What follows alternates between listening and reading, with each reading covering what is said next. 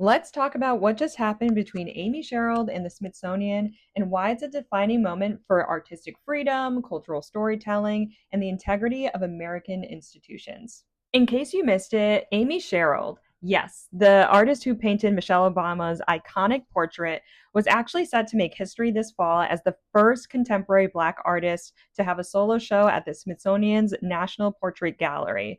But she pulled out. Why? Because they wanted to censor her own work. The painting in question is titled Transforming Liberty, a towering portrait of a Black trans woman reimagined as the Statue of Liberty. Bold, beautiful, and necessary. But when the museum suggested replacing the piece with a video of public reactions, allegedly to avoid the backlash from the Trump administration, it was a clear signal.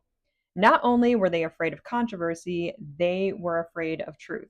And Sherald called it out. She said, at a time when transgender people are being legislated against, silenced, and endangered across our nation, silence is not an option.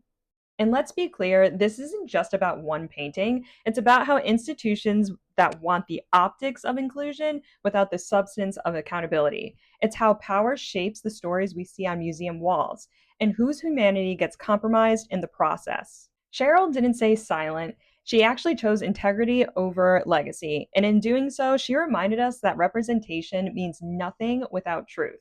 That protest can be quiet and still thunder through the halls of power. This moment cracks open a bigger conversation. What do we expect from our cultural institutions?